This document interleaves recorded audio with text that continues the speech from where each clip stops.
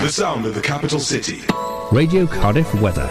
Mostly cloudy with showers, longer spells of rain moving northwards throughout the day. Some heavy bursts are possible. A few sunny spells in northwest Scotland, but a windy day today with highs of 11 degrees Celsius.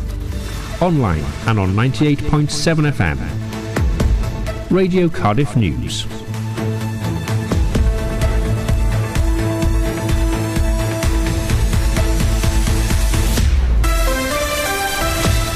Serial killer Steve Wright will be sentenced today after pleading guilty to the murder of teenager Victoria Hall. Grace McIntosh reports. The 67-year-old, known as the Suffolk Strangler, admitted killing the 17-year-old who disappeared more than 25 years ago. In 2021, he was rearrested over the death of Miss Hall, already serving a whole life sentence for murdering 5 women in Ipswich in 2008. Wright has also recently pleaded guilty to attempting to kidnap another woman. The Prime Minister is attempting to regain control as pressure mounts over the Lord Peter Mandelson controversy. Sir Keir Starmer has apologised to the victims of Jeffrey Epstein, saying he believed Lord Mandelson's lies. A teacher injured in an alleged assault by a pupil with a weapon has been discharged from hospital. A 15-year-old boy was arrested on suspicion of attempted murder following the incident in Pembrokeshire yesterday. And there's going to be a brand new book about the Gruffalo family this September. It's titled Gruffalo Granny. That's the latest from Radio News Hub. I'm Frankie Hersign. When I realised the website was fake, I was shocked. And then I thought, well, this could happen to other people. So I contacted Report Fraud. Half of all UK crime is cybercrime and fraud. Every report helps to disrupt criminal activity. Every report is a positive action that makes us all better protected. Every report counts. Report Fraud, the UK's cybercrime and fraud reporting service, run by the police. You're listening to the Literary Lounge with Dawn Bates on Radio Cardiff 98.7 FM. Good morning, Cardiff and beyond.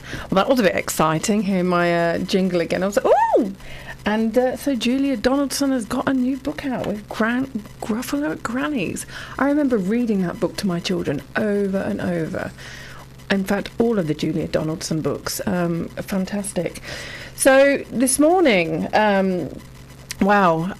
first of all, I'd like to say thank you to all of those who messaged me, who actually did tune in to my first show last week. I was really quite overwhelmed by the feedback and the number of people who had messaged me and actually heard the show. So thank you so very much. And for those of you who are listening, you're on the move, you're in the office, you're waiting for whatever it is, your coffee in the coffee shop. Remember to send me a message on 07354 770 837 with any of your book reads, and if you're hosting literary events, if you're a bookshop in and around Cardiff, Penarth and the surrounding areas. I'm getting to know Cardiff, by the way, so this region, I don't know if I mentioned it last week, but I've only been back in Britain for the last 18 months, coming up for 2 years. So I'm still getting to know this area. And you will hear Chewy. She is with me here in the studio yet again. And we've had a great walk this morning in the rain. Enough to say that the river was quite low this morning. So that was quite interesting, watching the swans as they were coming, whatever they were doing, sticking their head in places that I wouldn't want to be sticking my head. Anyway, so few shout outs. I'm going to start that off today. I had a fantastic Uber driver. They are very few and far between these days, those Uber drivers that are actually willing to get out of the car and help someone with their shopping or their luggage. Where have all of the gentlemen gone? But a huge shout out to Lewis and his wife, who's just started with her Uber. She now knows the score. Shall we say that, Lewis? So let's get on with some literary news and just get cracking. So, before we do that, I have to say I'm very, very excited that I think I've managed to sort out the connection to Spotify and how I can actually tune my tunes into this deck that I've got here in front of me. So we're hoping it's going to work today. Thank you to Don, who was helping out with a few of the technical issues. Let's see how we get on. So, what are we going to be talking about today? Well, there's been quite a few bits and pieces in the news with the in regards to the publishing industry. We have seen that not only are there going to be several people thrown out of some awards. Still, I can't believe this is still happening. I mentioned it last week. We had the Palestinian who is not allowed to take part at the Adelaide Festival just because she's Palestinian, and the things that happened in Bondi. And we've actually been BookRiot.com actually have been saying that the best books are at the intersection of memoir and self-help, which is kind of good news for me and a lot of my clients, because the books that we write, we do want to share our stories, and we do want to share what we've learned about the world, whether it's through travel, our own personal experience, business, trauma, so that other people can have access to literature. And this is one of the reasons why I find that banning people who are sharing their stories, we're all coming from a very unique perspective, and we understand the world very differently. Now, I know that there are not going to be many people who understand the world from my point of view. I've lived, worked and travelled and explored 47 different countries. I speak multiple languages. I'm a complete nerd. I've studied neurology and theology. I love learning how people work. I've done narrative coaching, and so my view of the world, it's very unique. And that's one of the things that a lot of my clients love working with me about. But when we're banning people from festivals, we're actually cross-sectioning what Book Riot was saying about the best books being the ones that are at the intersection of self-help and memoir. Because when we're sharing our story, not only are we healing ourselves and actually making sense of the world that we've experienced, or our experiences of the world, but we're actually gifting that experience and that knowledge to help others know, one, they're not alone, two, that there is hope at the end of a tunnel, or if they did it, there's a good chance I could do it too. And there are lots of people that cannot afford therapy, they cannot afford coaching, they cannot afford to go on to higher education, so gaining access to books that can help other people is absolutely vital. I mean, we all know that the waiting lists of the NHS are quite long, especially if you're looking for access to mental health.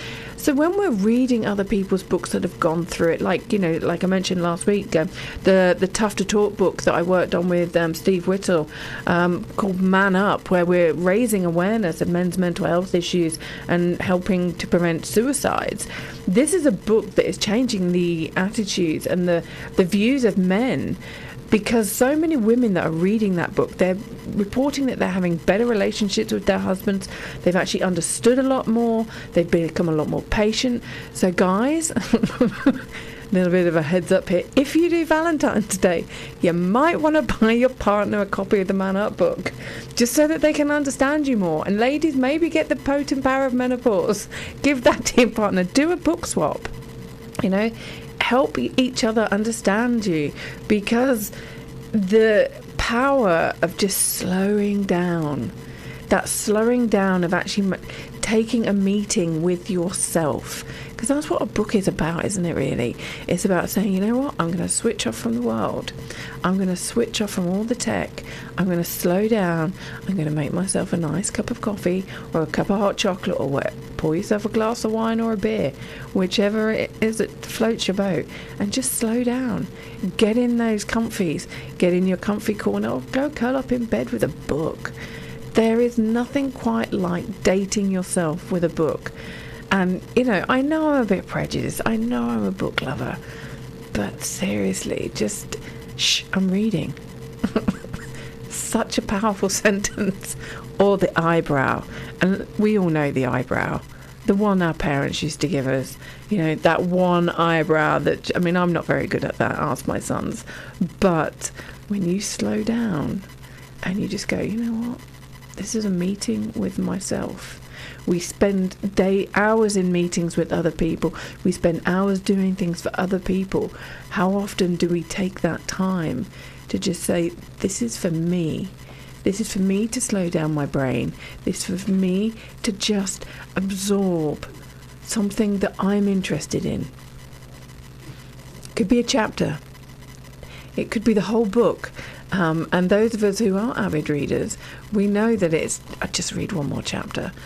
I'll just read one more chapter, and before we know it, well, we've finished the whole book, haven't we? Or that early night we were going to have, we go to bed for 10 o'clock, we're still reading at 3 a.m. Yes, that is the thing.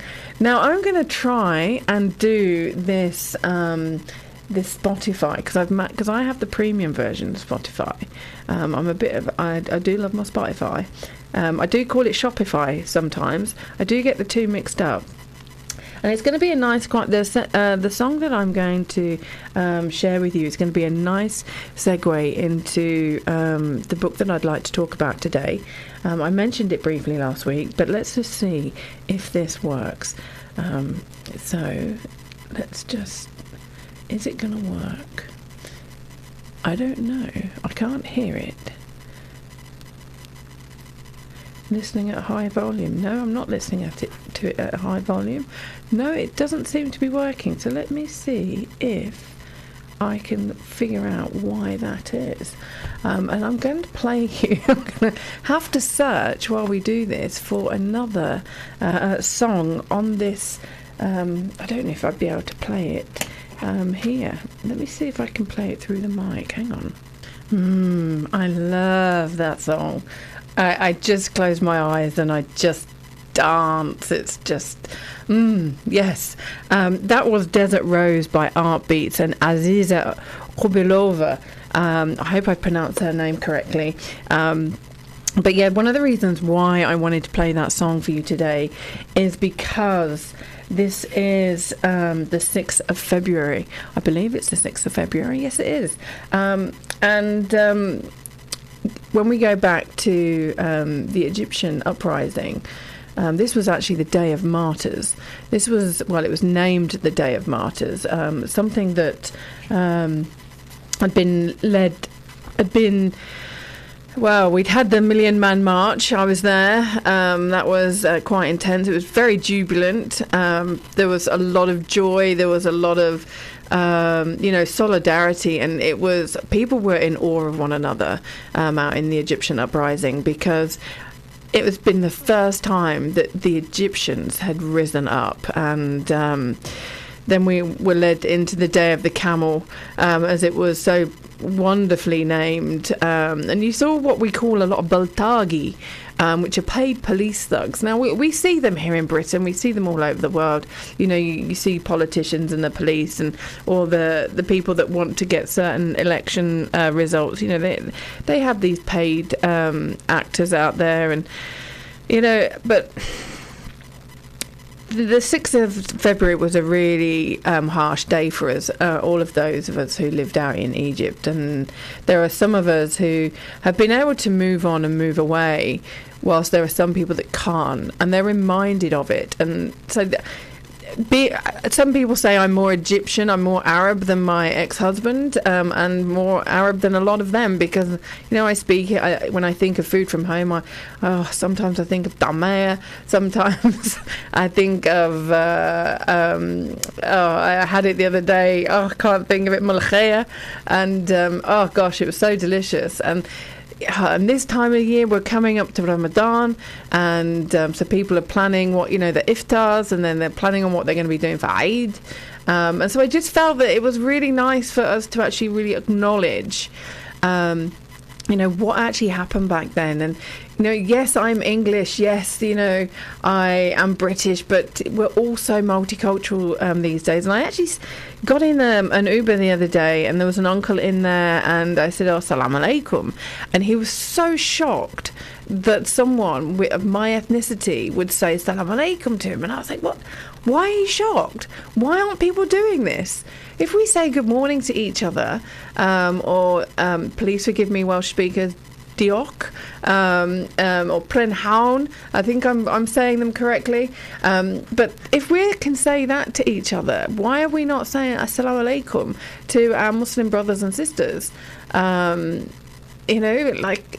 A lot of the time it's quite obvious that they're Muslim brothers and sisters, and it just baffles me that we wouldn't, if I see someone who, I'm pretty good at guessing whether somebody is Portuguese or not, and, bom dia, to all those that are, and I just, why is it in 2026 that we can't even give that level of basic respect to someone who we can identify as a Muslim and say Assalamu alaikum?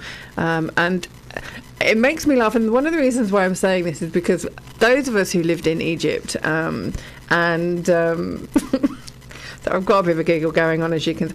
We refuse to say Ramadan Mubarak because of Mubarak being ousted, it's one of the reasons why I named. One of the reasons why I named my second book Wallahi was because Mubarak started his speech, Wallahi, Wallahi, Wallahi. We knew he was lying. We knew everything that was coming after it was a lie. And there was the beginning of my second book, I actually wrote in the very beginning, in the preface, things to know about this word. When used at the beginning of a piece of dialogue, it has come to be known as a precursor to a lie. For example, Mubarak started his infamous speech before his resignation with Wallahi, Wallahi, Wallahi. Anyone who knows the subtleties of Egyptian culture knew that whatever came next would be lies. That doesn't mean that what you're about to read is all lies, though. Kind of shot myself in the foot there, didn't I? Wallahi can be an exclamation of shock or surprise, both in a good way and a bad way. Wallahi, when used among friends, can even be used as sarcasm. Wallahi can also be used to confirm something someone has said or done. In a religious context, it literally means swear to God. But for the sake of this book, I'm using the more colloquial expression of seriously? Now, those who are listening in and, you heard the number 07359 no, it's not. It's 07354 770837. I'm going to have to look at a certain message where it's been written because one looks like a 9 and one looks like a 4. So for that, let me repeat that. It's 07354 770837.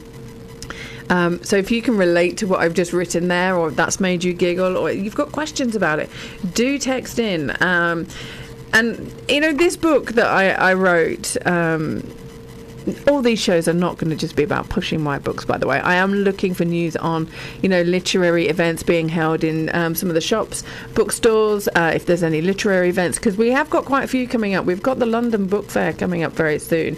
And if you're members of the Society of Authors or the Independent Publishers Guild, then they do have some very special offers on to get your ticket. Now, I get very over-peopled very, very quickly. It's one of the reasons why I like radio and why I like writing books. I could go and stand on stages again. I did it years ago. Standing in front of 20,000 people, asking them for their money as an MC, or delivering a speech on whatever subject it was, whether it was women's rights. I'm not one of these modern day feminists, by the way. The angry man-hating ones. I'm not one of those. I actually believe in women's rights, but I believe in men's rights as well. I believe in human rights, but probably not in the way that some people do. But then, like I said, I've travelled to 47 countries. But when we're looking at these festivals, we have to look at how big are they actually going to get, and are they actually serving the purpose?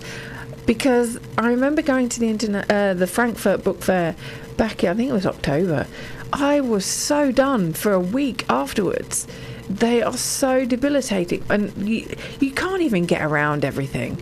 And the argument is, would it be better for these, or the debate that we need to be having is, are these book fairs getting just too big? Wouldn't it be better to actually break them down and actually have, targeted style events? If you are looking for this, or you're looking for that, or you want to, because the London Book Fair, yes, I could go, but do I want to be walking around warehouses with tens of thousands of people pushing and shoving and not really getting to speak to the people you want to, unless you really earmarked time, and there's only so many people that can actually have meetings with. Yes, you've got all the book displays, but for the amount that you're spending and having a booth there to be seen, or the amount you're spending on a ticket and the travel and the hotel, and you're not actually getting I don't know. Are they worth it? What are your thoughts? Do you go for exhibitions in your own? I mean, you might go to a Comic-Con. Are these something that you find really beneficial? Was it good to be there? What was your goals for being there? I really am considering not going to the London Book Fair this year. I went with my first book, and that was Over Peopling Enough. And that was over 10 years ago. My book was exhibited. Friday Bridge was exhibited there. But they can only take a few copies of each, and then they've got hundreds of copies of the books. A lot of people don't even have the facility for you to buy the books there. They just display them. So they're transporting them to display them, to not sell them.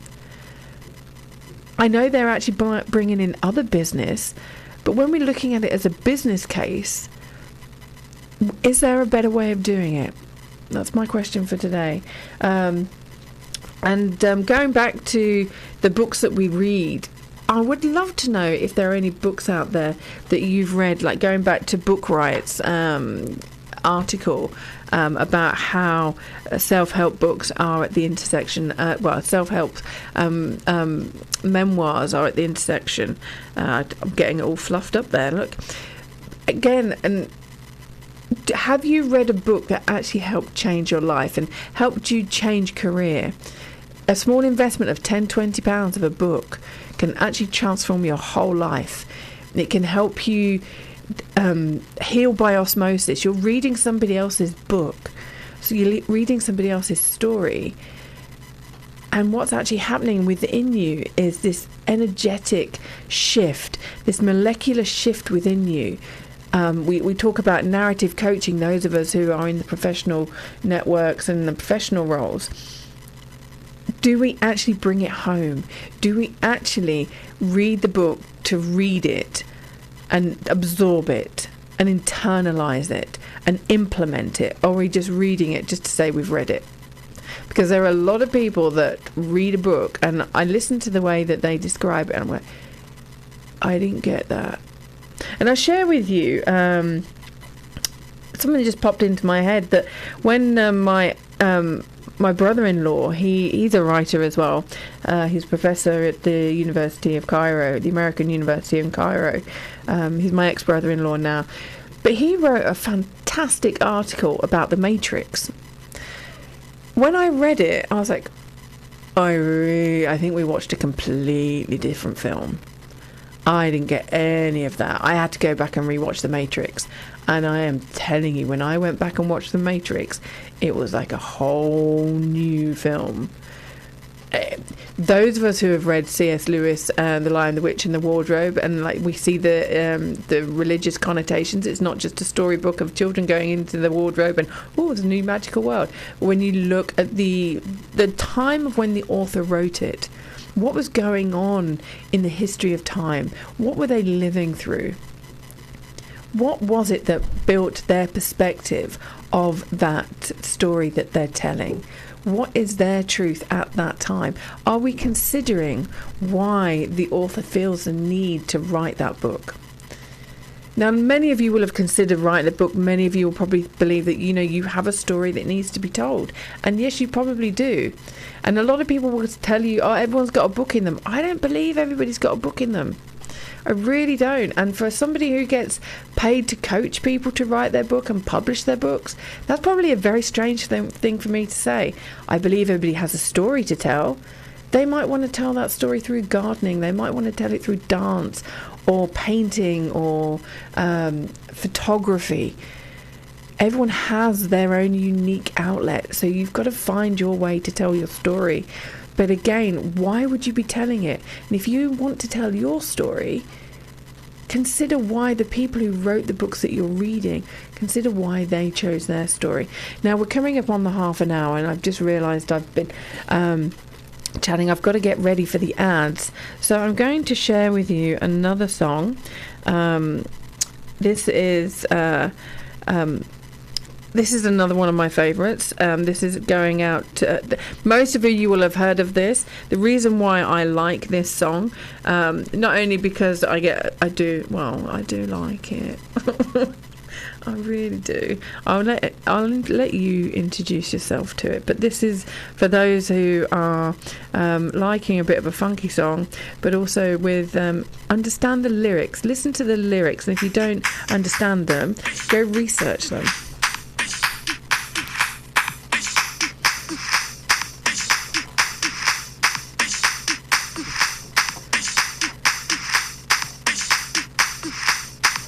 Still not popping? Vacuum got a blockage? Bike gears slipping? Don't ditch them. Fix them at your local repair cafe in Cardiff. Whether it's your favourite jacket, shoes, lamp, toaster or bike, Repair Cafe Wales' skilled volunteers could bring your items back to life for free. Save money by fixing and reduce waste for a greener Wales. Search Climate Action Wales to find your nearest repair cafe. Who you gonna run to when you're in trouble? Crack couldn't better call them on the double. Who you gonna run to when your back's against the wall? Crack couldn't just give them a call. Do you have to attend a police station or court in relation to a criminal charge and don't know what to do? Have you been charged with a criminal offence and need some simple advice? Then why not give Greg Gooden Solicitors a call on Cardiff 20-450-600. As experienced specialist criminal defence solicitors, Greg Gooden are available to advise and assist you in relation to any criminal matter. Greg Gooden understand how important it is to have the right advice at the right time. So why not give us a call on Cardiff 20-450-600 to see if Greg Gooden can help you. Crack couldn't just give them a call. Nothing like a good run at the coast, but I better head back. I think there's a shortcut across that rock. Okay, don't panic, float to live. Head back, breathe and relax. Coast Guard, someone's in trouble in the water. Okay, help's on its way. You're here. Floating saved my life. In an emergency at the coast, call 999 and ask for the Coast Guard, and please respect the water. Bob blwyddyn, mae 'na dros 1 biliwn o bunnoedd o fudd daliadau heb eu hawlio yng Nghymru. Wyt ti'n colli allan? Gall Advice Link Cymru dy helpu checio a hawlio dy arian. O'r credyd pensiwn ar lwfans gofalwyr i PIP a chymorth gyda'r bil treth gyngor. Gallet ti gael arian ychwanegol i helpu gyda chostau byw, hyd yn oed os wyt ti'n derbyn byd daliadau yn barod. Just ffonia Advice Link Cymru am ddim ar 0800-722-2dim neu ceri llaw.cymru/hawliad a arian. 98.7 FM. The soundtrack to your day on Radio Cardiff. There we go. We got some ads and we had Jerusalem. Now, yeah, just such a great song and so poignant with what's coming up. And you know, we've just been through the Christmas period for a lot of people. Jerusalem is a very special place in Palestine, and now we've got the Ramadan coming up for all our Muslim brothers and sisters. And we had Diwali before Christmas. I tell you, I loved looking at all of the lights going out. Then we had Hanukkah. We had so many, and this is the thing that just brings me joy.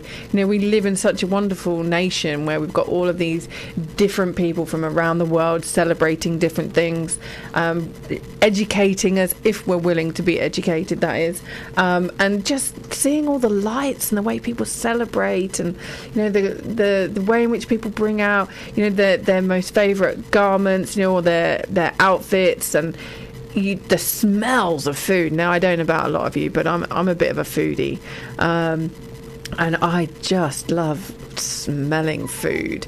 I remember when I lived in Toronto in Canada, when I was researching human trafficking violations and the human trafficking routes around the world.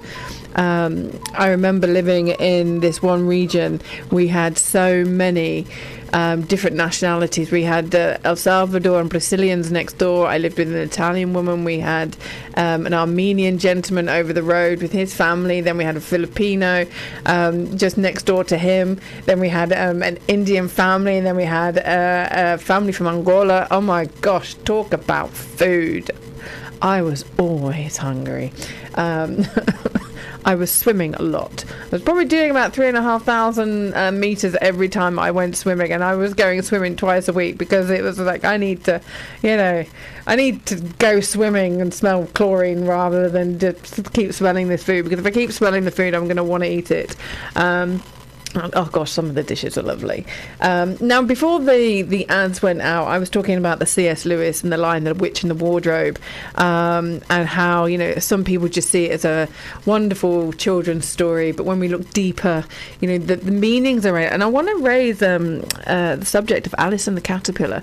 Now, those of you who follow me on LinkedIn, you'll notice that one of the sentences in my heading actually says, you know, drinking tea with down rabbit holes daily.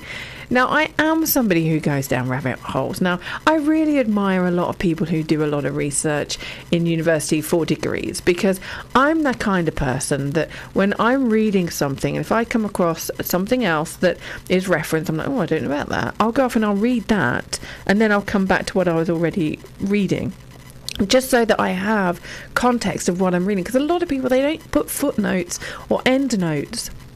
Now, these are really vital. Now, when you read any of my books, or books that clients of mine write,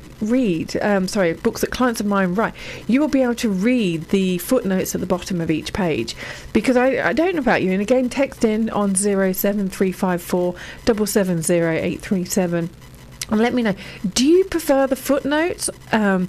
Or do you prefer endnotes? And for those of you who are not quite sure what that means, do you like the extra bits of information at the bottom of the page, or do you like them at the end of the book? I prefer them at the bottom of the page. I'm more of a footnote than an end girl kind of gal. Because when you've got the footnotes, you can glance down and quickly read it, and you can, you know, whereas with the end note, you've got to go to the back of the book, you've got to it's just like, I mean, it's great if they've got the ribbons in it, or you've got a few bookmarks, you can, you know, just quickly go to the back, but then you might have read on a bit more. I don't know, footnotes are the way to go. Now, obviously, if the text you're writing has got a lot of footnotes, and half the page or 2/3 of the page are footnotes, you might want to reconsider the amount of footnotes, you know, or maybe put a link to an end note at the back. But how are you doing your footnotes? That's something that we can discuss on another show. But I want to go back to Alice and the Caterpillar, because the book was written 161 years ago, and people like myself were still referencing it today. You know, drinking tea down the I'm going down the rabbit hole with Alice, you know, or Alice and the Caterpillar. It's still a classic book. But do any of us really see the real meanings behind this book? Because, you know, when you think about it, it was so much of a fortune-telling book. I mean, we've got Aldous Huxley's Brave New World. You know, a lot of that came into... we could go down a political rabbit hole, but again, this show is not for that, so I was told. You know, stay away from politics, Dawn. Yeah, kind of can't. That's... I'm a writer. Politics is our game, whether some writers like to admit it or not. Whether we're a journalist, an editor, whether we're writing fiction, or whether we're writing non-fiction, it is something that is included, because we're either writing fiction around a political story. Everything is politics. Everything. Now, people who don't like to do politics, are you really engaging in life? But anyway, we'll go back. So the fortune telling within Alice and the Caterpillar, you know, and looking at the way in which we were seeing what was going to unfold in the future, we've seen quite a bit of that. But it's also around about the chaotic transition of childhood. Now, we're seeing a lot of that at the moment. You know, there's a lot around childhood, and, you know, how can we help our children cope with what's going on inside their bodies, their insecurities, the way they feel about themselves. We're looking at, you know, I remember when I sailed across the Atlantic, I don't know if I mentioned it last time, but one of the things that shocked me most was I hadn't spoken to my children for 5 weeks. And I get into Las Malvinas and have a Zoom call with WhatsApp call with my eldest son, and he's looking back at me with a proper mustache. There wasn't society that told me he was a man, it was his body. And I'm like, oh my goodness, my baby's got a moustache. And, you know, it's quite shocking, but he was just like, yeah, like he was really proud of it. Then obviously he's got the bum fluff underneath the chin, and that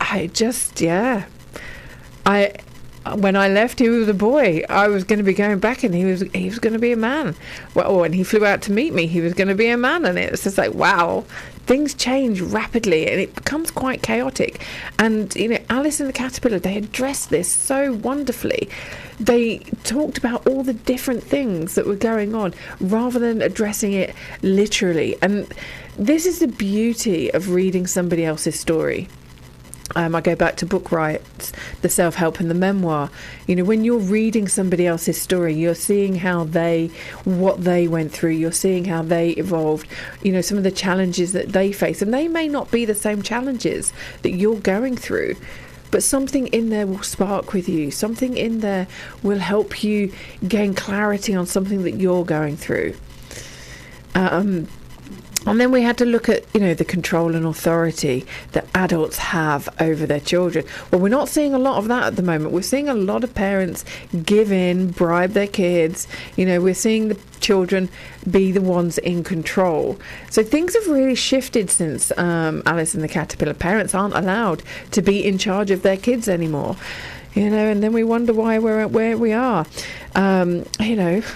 But we also see a lot of parents projecting their fears and concerns onto their kids. Now, I will admit, I never used to like spiders. I freaked out at spiders a lot. But when I had 2 boys, I was like, okay, I've got to get over this fear. I really have. It's like, I can't pass that on to my boys. I can't pass my fear of needles on to my children. That would just be unfair of me, because that's my fear. And, you know, an acronym for fear is feel the emotions and release it. So, you know, there we were with buckets and wellies on and, you know, winter coats, looking for bugs in the garden and in the woods. And I'm like, oh, my God. And then when I lived in the jungle of Costa Rica, I remember seeing this spider and thinking, okay, that's nearly as big as my hand. I got this.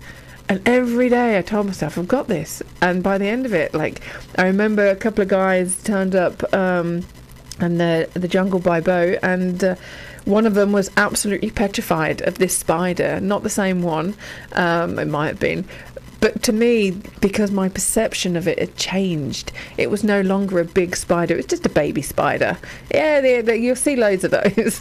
I was showering with scorpions by the end of the time I left the jungle. So, you know, again, looking at the fears that we're passing on and our own insecurities, and looking at the generational wounding that we've inherited from our children, our parents and our great-grandparents. But what were they going through?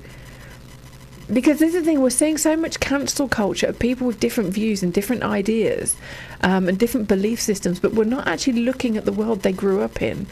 And if we're trying to cancel people, aren't we just being a bit immature and disrespectful of somebody else's experience of the world? And saying that only we matter, we're the entitled ones? Something to consider there as well. The other thing, I mean, I completely missed this, but I was doing a bit of research on Alice and the Caterpillar. I did see some of the puzzles, but the mathematics is not my strong point. Logic, I'm logical, very logical. So I spotted the logic puzzles, but the mathematical puzzles within Alice and the Caterpillar, I said, I've got to go read this book again. And this is what I mean about the depth of literature. I know when we actually really read it, or we actually reread a book. Now, I don't reread many books, but now I'm like, since I've been a writer and I've been reading other people's books ready to publish them, I'm like, well, actually, this reminds me of such and such in another book. Have you gone and read that book? Have you ever read it? If you read it, when did you last reread it? Because you are not the same person you were when you first read it. Your life experiences, they would have taken you on a completely different journey. So again, it's about looking at different ways in which we're seeing the world. And I'll come on to something a little bit after this song and the news on the hour. But I do want to share with you this song, because I do think that This is a very good song. It's by Corella and it's called Puppets. Oh, such a great song. Just love it. You nearly heard me singing, but I was like, oh, I've got to figure out how to share these songs so I can turn down the mic and sing, because I really wouldn't want to wish that on many of you. I really, really wouldn't. Now we're nearly coming up to the top of the hour, and I just want to share with you, and you read about it in Wallahi if you choose to purchase that. You can go to my website, dawnbates.com, where you can go to all your popular online stores. I know one of them, I sailed down the Amazon, so you can go get it from the Amazon. Not the one I sailed down, but anyway. But I used to teach English as a second language. I've done, I trained my TEFL years and years and years ago. And when I was out in Egypt, I was a class teacher. I taught, 4 and 5 year olds, 8 and 9 year olds, and 14 to 16 year olds. But I also taught adults for their IELTS. And one of the most interesting poems that I shared with them was the poem Daffodils. Now, those of you who know about this poem, one of the questions I asked my students was, I want you to imagine a yellow landscape. And I want you to just sit with that for a moment and just tell me what you see and what you feel. And I want you to just share with me how it feels. What does it represent? What does a landscape of yellow represent? The answers I got back were really quite surprising, because they were like, death, emptiness, no life, just completely barren. And then I started giggling to myself, and they were like, Miss, what are you giggling about? I'm like, well, like now we're really getting into the realms of cultural differences here in land and geographical differences. They were thinking desert. I'm thinking fields of daffodils. I'm thinking fields of oilseed rape and, tulips and lots of life and abundance and joy and fragrance. And they're not. They're not at all. So again, perspectives. When we're reading, what perspective are we coming at it from? People say, I love snow. Oh, I loved snow. One of the reasons I moved from Oxford up to Sheffield many years ago was because I wanted proper snow. And then I went to Canada. I didn't know snow. I really did not know snow. And it wasn't until I got up into the Arctic and I was skidooing through the Borealis forest that I really understood snow, because I fell off the skidoo and I fell right into the snow and I couldn't get up. I could not get up out of the snow because I was giggling so much because the snow was so deep. When I actually stood up in the snow, it came up to my boobs. Now, I'm only 5'5", but, and they're not, my boobs are at a point where they're down on my knees, but still, I was like, how is the snow this deep? Again, perspective. And when you're reading, what perspective are you coming from? We don't need to know everything about the author, but we do need to look at, okay, well, where have they come from? Where did they grow up? What did they, what was going on politically in their country? What was going on at the time in the world when that book was written? Is there something that I'm reading that I'm actually not reading? I'm seeing the words, but am I reading the message? So I want to leave that with you, and we're just going to go into the news. I know I've got to do some ads on the hour as well, so I'm going to go and see if we can figure that out. So here's my little jingle that I'm so proud of, this little jingle that my friend Rich did for me. A big shout out to Rich Daly again. Honestly, love it when I see my friend Rich. Him and his wife Vicky, just some of the best people I know ever. Vicky's an accountant, tax person. Rich and I are in awe of her. She speaks a completely different language to us two creatives. We're like, wow, Vicky, we're not worthy. So Vicky and Rich, if you're listening, just know I miss you, and I'll see you soon. But here is my very special little jingle that Rich created for me. It's only 9 seconds long. It's amazing. And then we're going to go into the ads, and then we'll go into the news. You're listening to the Literary Lounge with Dawn Bates on Radio Cardiff 98.7 FM. The sound of the capital city. Radio Cardiff weather. Mostly cloudy with showers, longer spells of rain moving northwards throughout the day. Some heavy bursts are possible. A few sunny spells in northwest Scotland, but a windy day today with highs of 11 degrees Celsius. Online and on 98.7 FM. Radio Cardiff News.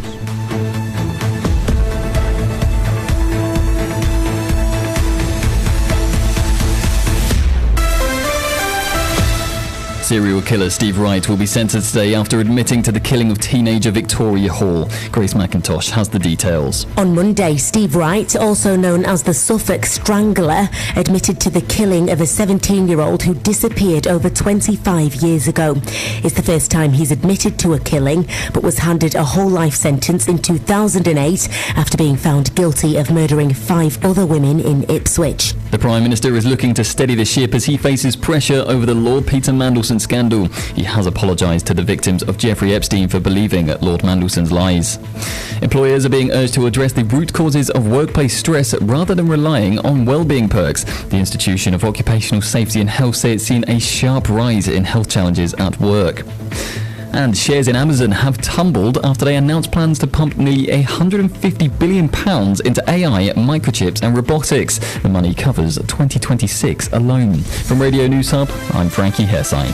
The value of gold and silver has gone galactic, and Fair Gold have paid out millions for your gold, jewellery and watches. All valuations and postage are free, trackable and insured. And on the same day we receive your items, we provide you with an offer and pay you by bank transfer in as little as 15 minutes. So visit fairgold.co.uk or text YES to 80800 free of charge from any UK mobile. Well, I realised the news was a little bit early. Apologies for those who were a bit taken back. No, it's not quite 10 o'clock. I was 3 minutes early. Now, I do like to be early. I like to be what I call in time, not on time. And like I used to say to my students out in Egypt, you know, small changes make a world of difference, right? So if you've got small letters, like an I or an O or an I and an A, you can change in time to on time or fit from fat. So, you know, small changes make a big difference. So my apologies. I will try my best to make sense of all of this. I have been looking for the news on the hour and, you know, looking at how to figure out this software. But again, you know, it's a whole different language to me, some of it. And, you know, the training is good. It's just remembering it. And, you know, you can have somebody sit by your side all the time, making sure you get it right. But you only really truly learn how to do it when you actually fly solo. So on that note of it being a foreign language, I'm going to play you another tune that, again, another one I really like. You're really getting to see some of my playlist at the moment. I actually had to create my own Radio Cardiff playlist. So this is another tune that I really like. It's by Flight Facilities. Such a good tune. Well, I think it is anyway. You might completely disagree with me, but that's okay. Different perspective, different tastes and all that jazz.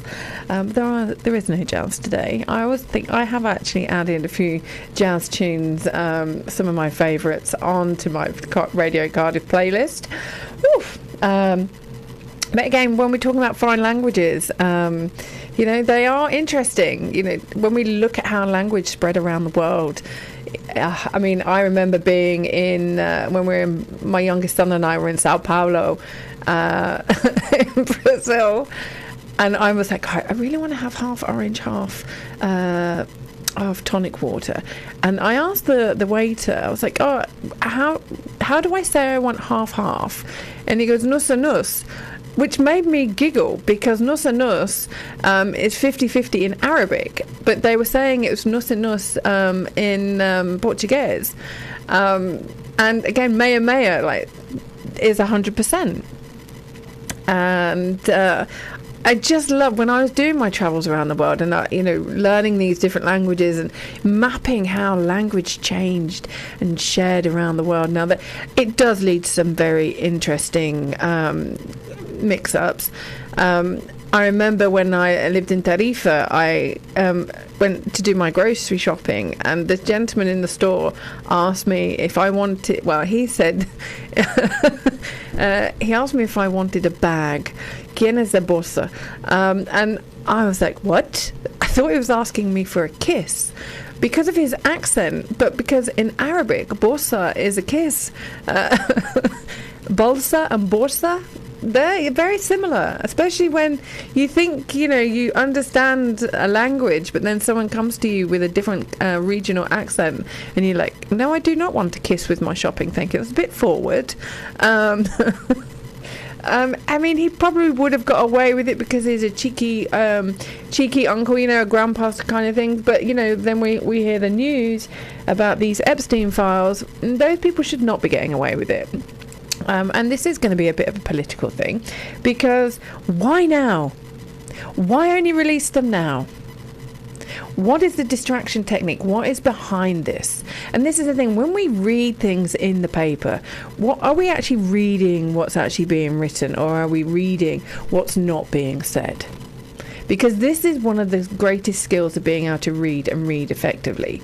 When we're reading, it actually informs how we listen.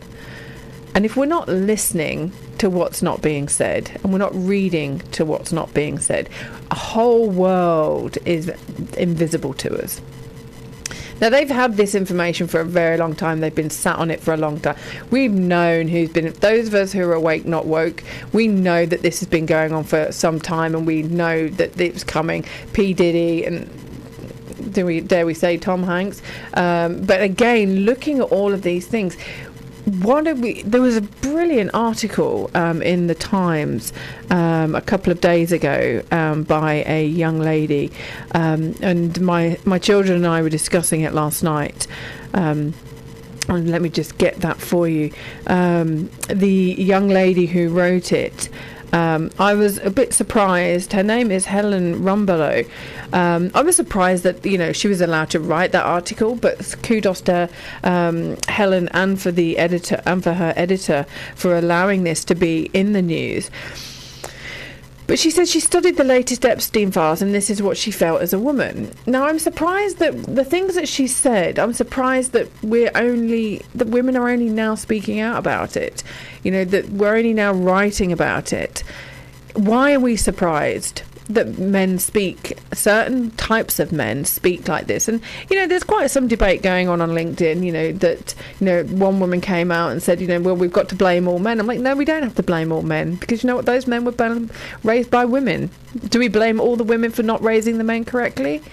And this is the thing, when we know how to read and write, we learn how to if this woman had any, what she's writing, we should blame all men. No, that shows me that she has got issues with men. And this is the thing, when I read things, it's like, yeah, no. I should have a mug with yeah, no written on it. I might actually say that to my branding and my merch guy and say, right, we're doing this mug now. But again, when we're learning to read and write, and like I said last time, there's a lot of people in society that don't know how to read, and a lot of them don't know how to write. And one of my passion projects that I'm working on at the moment is actually to build schools, and I want to go into the prison system and help people learn to read and write. Now, I have applied. It's been a while.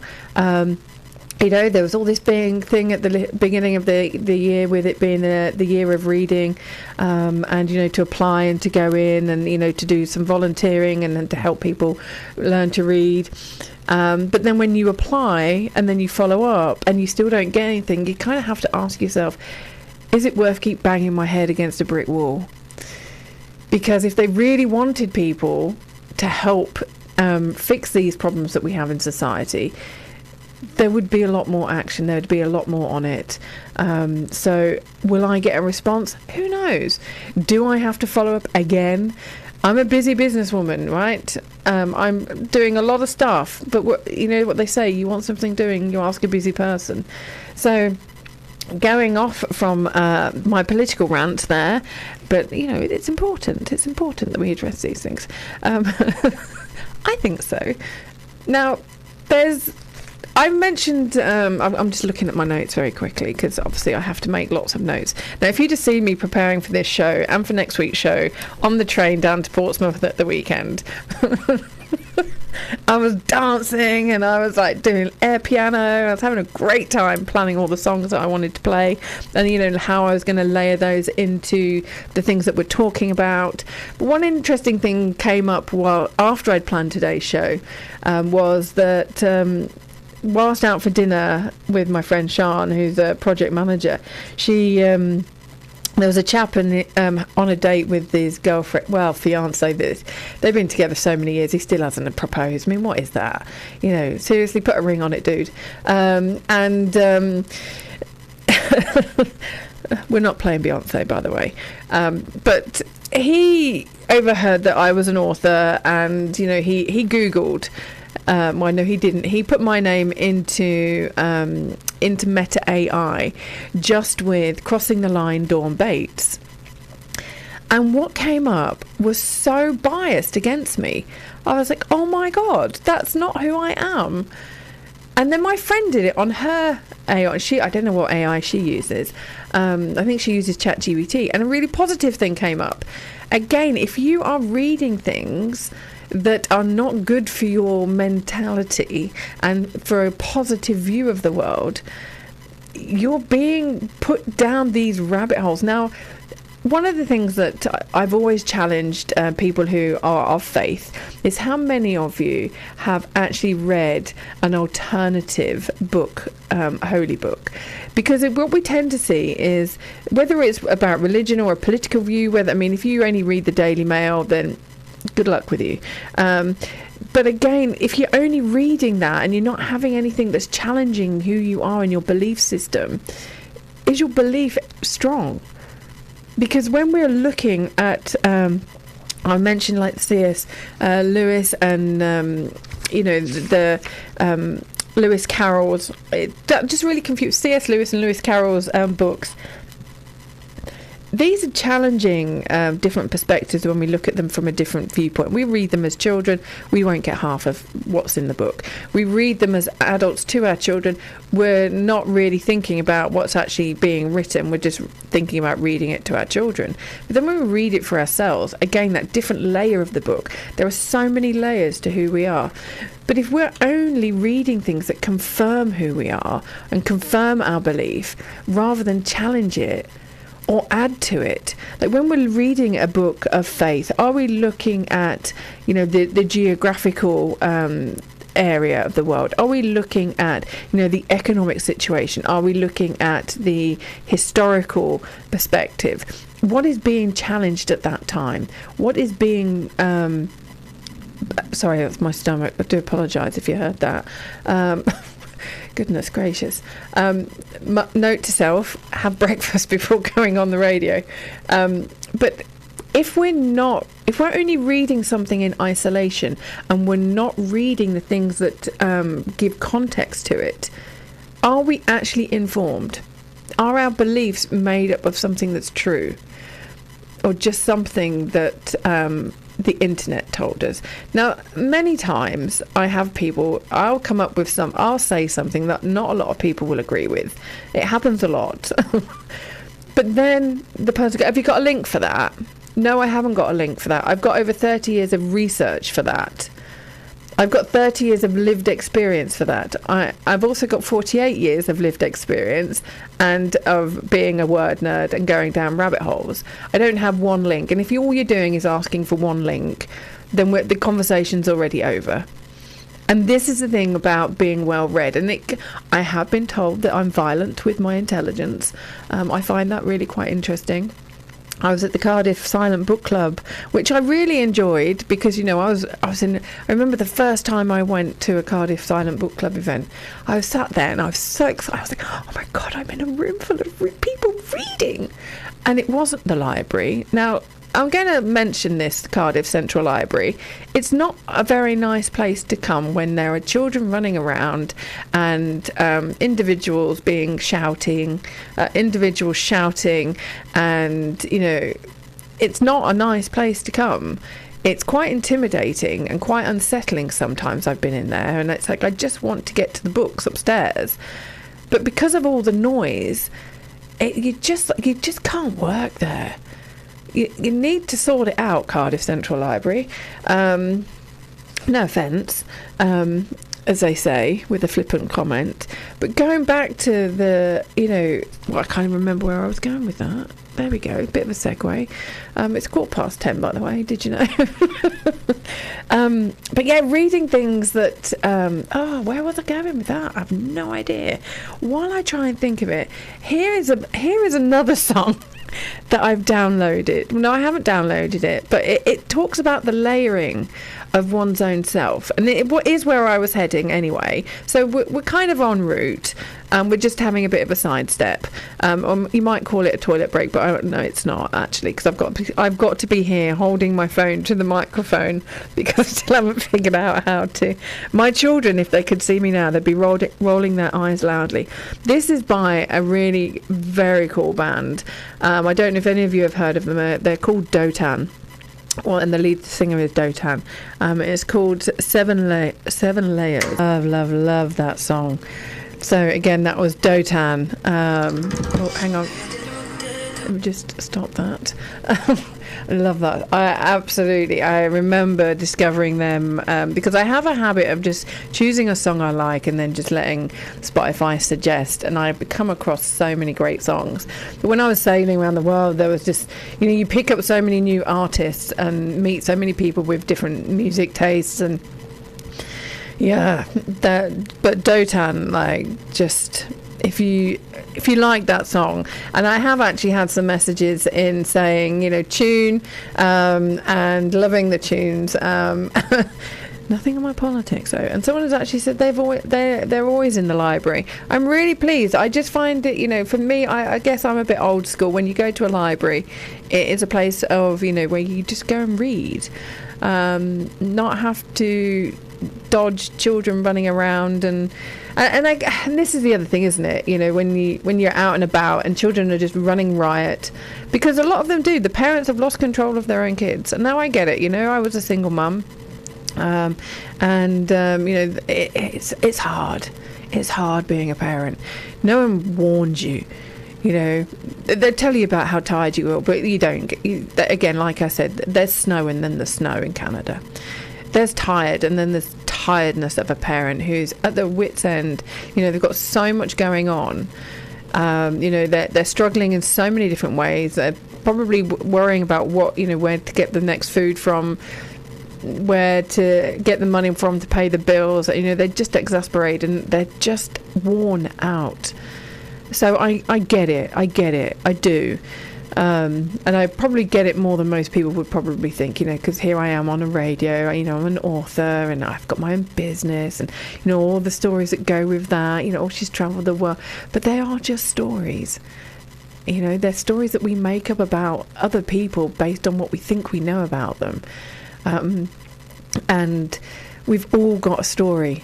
And we see these memes that are shared out there in the social media, and they're saying, be kind, you don't know what someone's going through. And then the moment that person has probably posted it, when are they being kind to every single person that they meet? I remember Lara Latcham, she's just written the book Estella, a novel. Oh my God, talk about layers. This book, absolutely fantastic. I read it and I was just like, oh my God, I hope she allows me to publish this book. It was just one of those books where I resonated everything. It's about this woman called Estella who goes through different stages of her life. If you haven't seen it yet, then make sure that you go online and purchase it, or better still, connect with Lara Latcham on Instagram. Let me see if I can find her profile when I'm saying.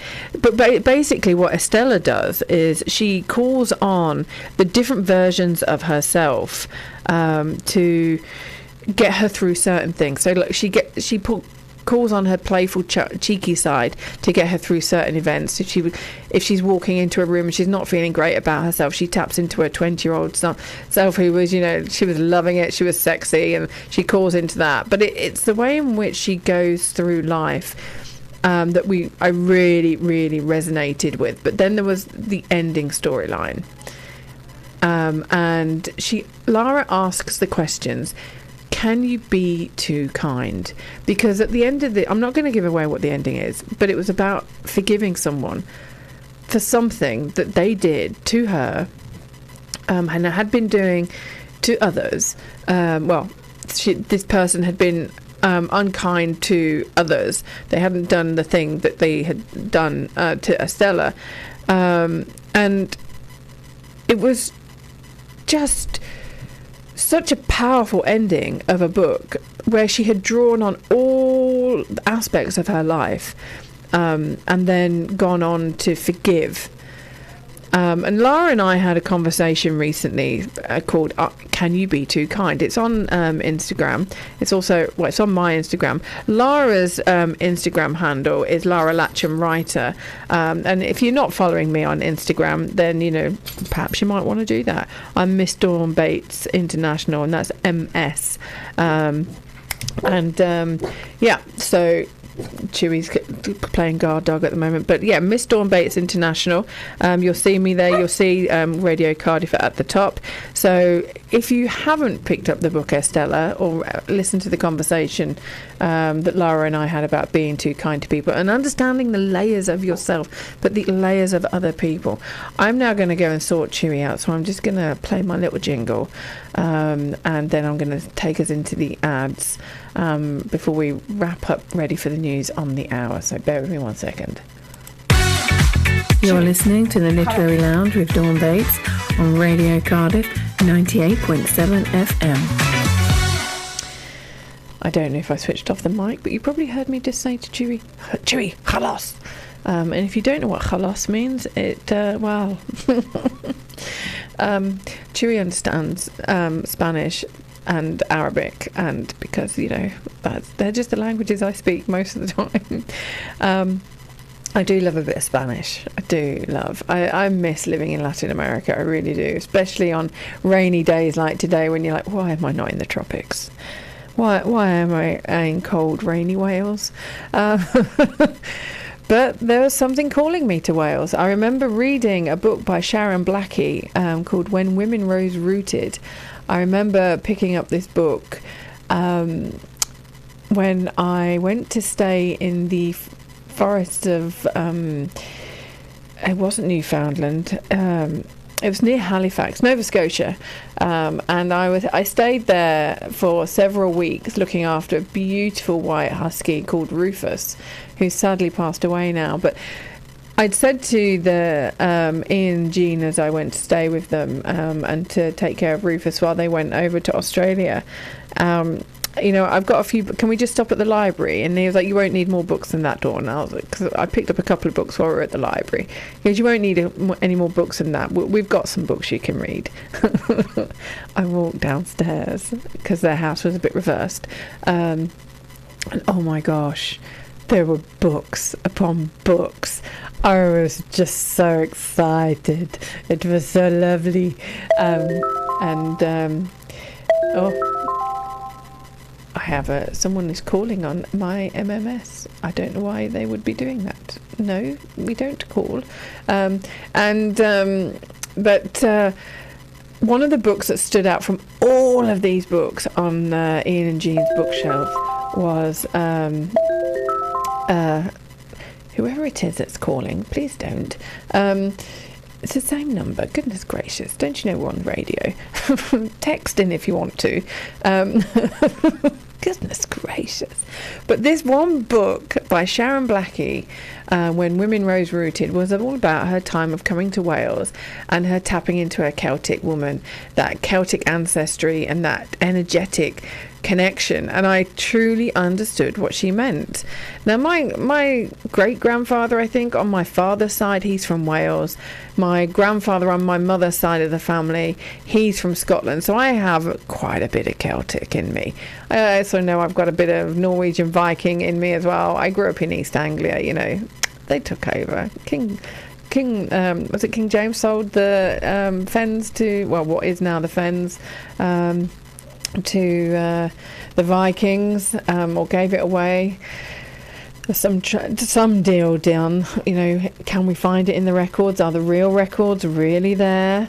Again, knowing your history and knowing how things all work in harmony, and reading. I just love reading. Can you tell? Can you tell? It just makes me feel so excited because I am very curious. I am so curious about the world, but I'm also inquisitive. And someone asked me what the difference between those words is. It's like, you can be curious about something, you know, just be curious, or you can be inquisitive. And the inquisitive aspect of it is that you actually put that curiosity into action.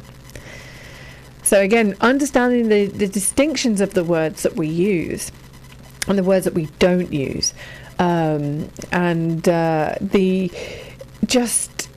if you haven't read When Women Rose Rooted by Sharon Blackie, it's such a great story about this woman's journey to finding herself through, you know, looking at where she is being called back to nature, being called to reconnection of self. And there was also another book that I read recently. I read this book a couple of years ago, and I was speaking about it to a gentleman who I think I mentioned last week, who has a bee company here in Wales. But this book is by a gentleman called Bill McKibben, Oil and Honey: The Education of an Unlikely Activist. Now, this was about, you know, the gas pipes that were going through North America and how they were disrupting, but how Bill McKibben, he wasn't an activist. He was a writer. He was quite well known, but he ended up being arrested outside the White House. But he also was encouraging other people to go and line up and protest about these things, because he had made friends. He'd got a friend who'd become a beekeeper and had got his own apiaries. And the more he understood about the bees, the more he realised how much of a problem these pipelines were. And so these two worlds converging, and him becoming this person who's rallying people. Come on, we've got to go and fight this. An unlikely activist. You know I've always been an activist. And again, what is the word activist? It's just an advocate that puts things into action. It's putting an idea, an act. It is acting, and then ism is an idea. Activism, it's putting ideas into action. It doesn't necessarily mean that you're an angry, aggressive destroyer of property. You know, that is one view, and I call that. I don't like that kind of activism. I prefer intelligent activism, and that's not to say that just because somebody is academic that they're intelligent, or somebody that reads book is wise. But again, 7 layers. Oh, I could sing that to you, but I really don't want to. I really don't want to do that to you. So we're on half the hour. I believe I've now got a series of ads that I have to play for you. So I'm going to put those on, and then I'm going to prepare for our next song before we wrap up the show and head into the news on the hour. So here we go. Speech the other day. I didn't know the time of high tide changes, and I had no idea it could come in so fast. So I'm finding out the hard way. From this fella, the Coast Guard, who dropped in to get me out. Ready! Before you go to the coast, check the tide times online. In an emergency, call 999 and ask for the Coast Guard. Over 5 million homes are at risk of flooding. Yet many people don't realise they're in danger. Even if you've never been flooded before, it can happen to you. Protect your family and home. Prepare, act, survive. Prepare a bag including medicines and insurance documents. Act by moving important items upstairs or as high as possible. Survive by listening to emergency services.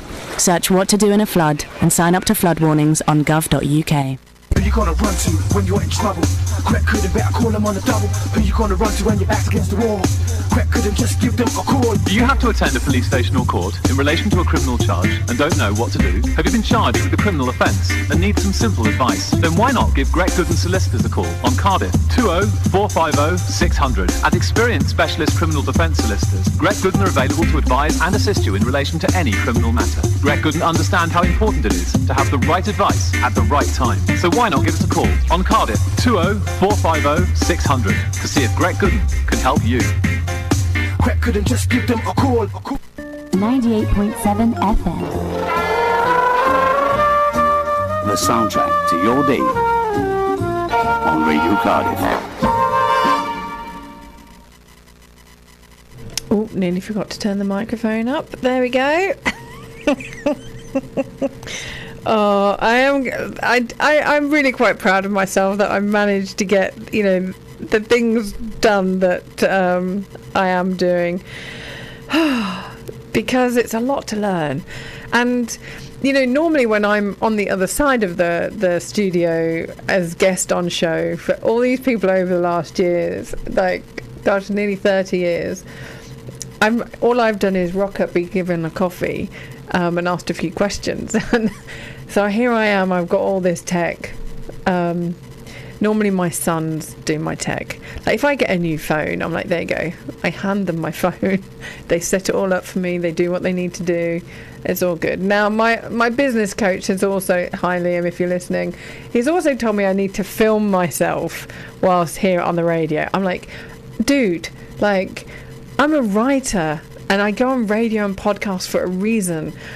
Yes, I've been on TV. Yes, I've done that. I've spoken on stages. But there are certain things that happen in life that make you just want to not hide away, but yes, hide away. And no, I'm not going to play that song either way. I've just remembered there was a song called, was it Hathaway or something? I don't know, Hideaway. I don't know. But I never really used to be into pop music very much. I was more like in your raves around the country and Europe. But there is something about the anonymity of being on radio and writing a book that I'm not really somebody, even at my wedding. I think I wrote about this in my first book, Friday Bridge. Some people will, when I describe this, they'll probably picture the two seats on the stage that Posh and Bex had at their wedding. But that's a very Arabic way of doing a wedding. So you'll have the bride and groom up on the stage, and all of everybody else, all their guests are out, on the tables and everything. I didn't want to be up on the stage. I wanted to be sat with my friends on their table. And everyone's like, but you're the bride. I'm like, yeah, I know, but everyone's looking at me. They're like, you're the bride. I'm like, yeah, but my mates are over there. I just want to go and sit with them and have my wedding and do my, and it's just like, yeah. And there's a photograph of me because I did a wedding in Egypt because my mother-in-law, she had two sons. So I was like, just let her get on with it. Let her do her thing, And my now ex-husband and I arranged our own wedding in it was just outside of Oxford, and because that's where we were living at the time. And there was this picture of me, and I'm sat at this top table, and I'm just like, I'm sat there with my knife and fork going, I just want to be over there with my friends. I did not like being on the top table. And it's not the fact that I just don't like I don't like doing videos. That thumbnail that they give you at the start of a video. I mean, what is it? Does it just go through? Does it scan the video and go, let's choose the worst looking thumbnail and let's put that up there? I mean, I have some very funny friends who will just screenshot that and add a quote to it. It's like caption this. Those of us who are, a little bit, I don't see them much anymore, but it would be caption this, and it's just like, please don't do that. If AI is so smart, why can it not choose the most flattering look, rather than the one where you're putting a stupid face, yawning, or I don't know. Just a word for those who are developing these video platforms. You might want. I know that Vimeo, you can go on, you can choose it, but it is just one of those things, isn't it, really? Goodness gracious. Anyway, I feel like we've had a really, I feel very energised today. I don't know if it was walking here in the rain or not, but there is something that has been in the news recently about books. I don't know if any of you have read this. Obviously, you can text in on 07354 770 837. Don't call in like the last person. Please message. I do get to them. But it's the Salt Path. Controversy. Again, it's supposedly a memoir. And we had the saying all publishers should be nervous. Well, no, not really if they do their due diligence. And are we looking at creative non-fiction, or are we presenting this? Is it a good story? I don't know. I've not read it. Have any of you read it? I've got such a to-be read list. It's so long that I might not actually ever get to read it. And some people say, Dawn, you should really read it. It's all about. And I'm like, yeah, but I didn't walk around the world, did I? I sailed around the world, and I was running from trauma. I didn't realise it. Well, I didn't. I kind of thought I needed to sort myself out, but when I look back, I was definitely running from trauma. So there's a reason why some of us go and do these mad, crazy things. But with all of the things that are coming out about this lady who wrote The Salt Path, and some of her claims which are incorrect or misdiagnoses, or was it attention seeking? She swears that everything that she wrote is true. If it's not true, why did the publishers not pick up on it before they published?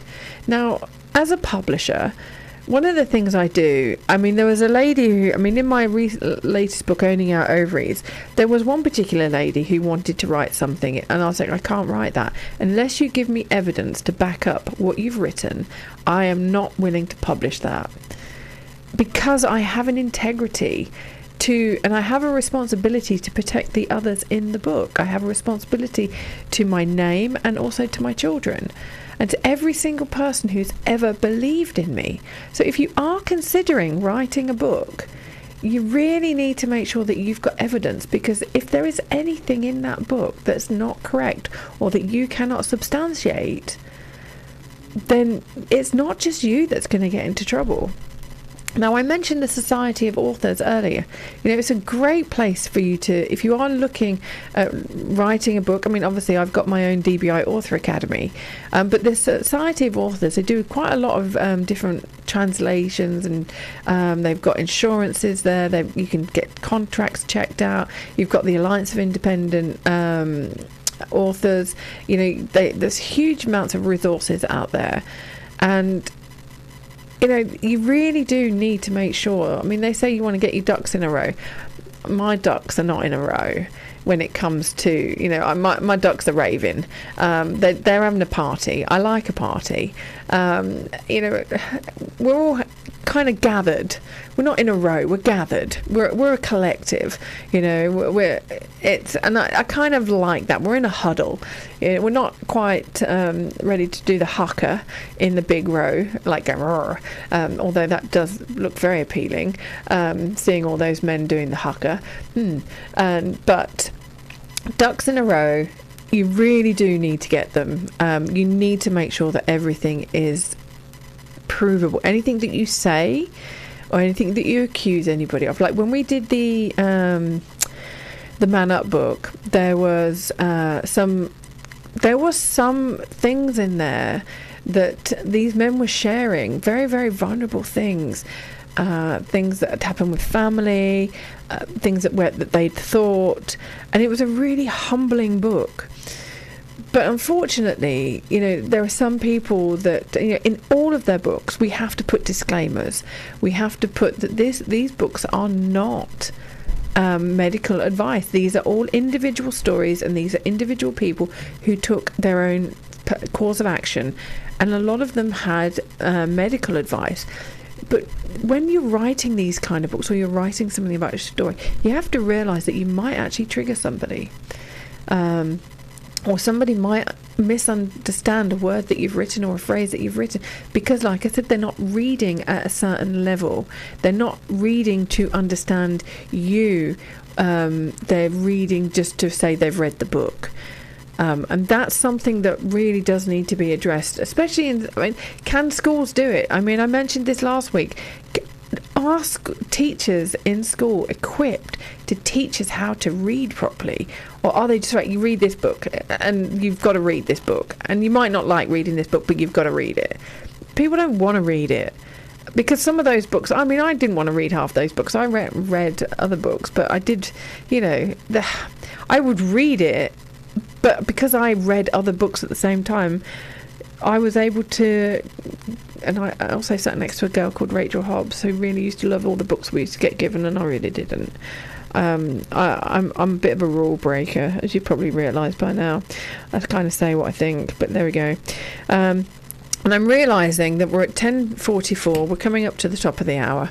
And I do have to play the news, and I do have to play a jingle. But I do want to play you another song, because I'm very excited about all of my songs. I've played just Foreign Language today, Desert Rose and Puppets by Corella, and I've also played you 7 Layers by Dotan. And there's one that I do want to play you, and I am going to end the show with this, because again, all the different languages I speak, and I know that we do live in such a multicultural society. For me to just play English songs, I just feel is a bit, it's not really inclusive. And here is the thing about this inclusive. I got kicked off a webinar a couple of days ago. I think it was yesterday, actually. I've slept since then.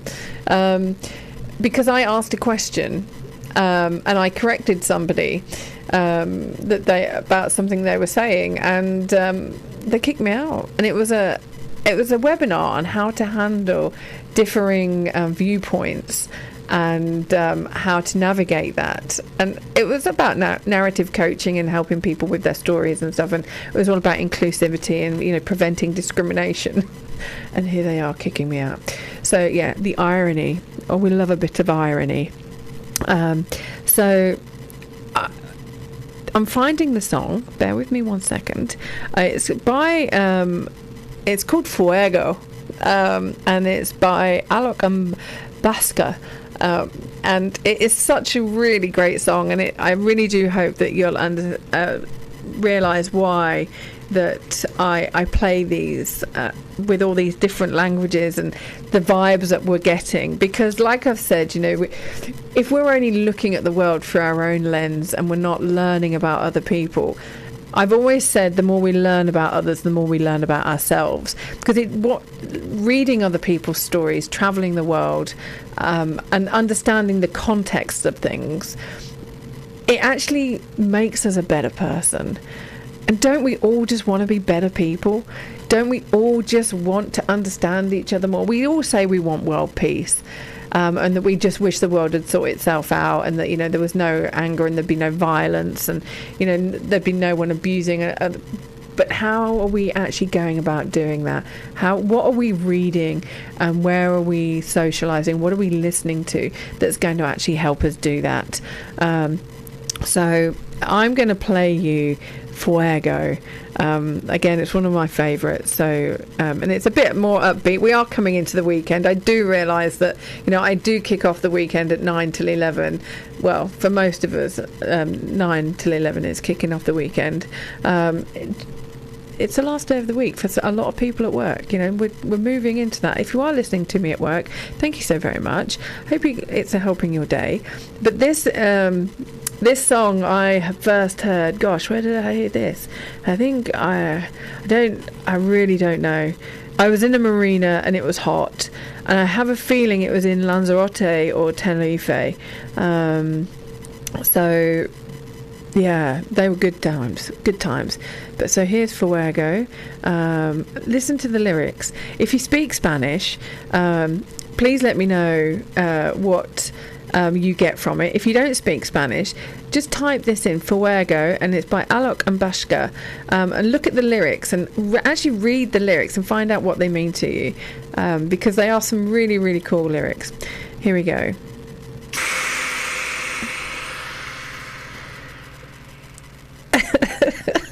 Now I'm giggling. Hang on. Ooh, no, okay. So I'm giggling because I wanted you to listen to those words. And obviously there are very few words in that song. Now, Alok and Bashka, as soon as it started, I was like, no, I was in Brazil. I was in Playa Mole when this happened, when I first heard this song. And I actually laughed because I was like, oh my God, I'm in Brazil. How am I in Brazil? I'm in Brazil. And I got so excited about the fact that I was in Brazil. But there are only a few words in that song. And they are soy el fuego que. And it just... Well, I mean, there are quite a few more words to it. But... it's just how they're said, you know. I just, you can see I'm lost for words with this, because it doesn't matter what you are,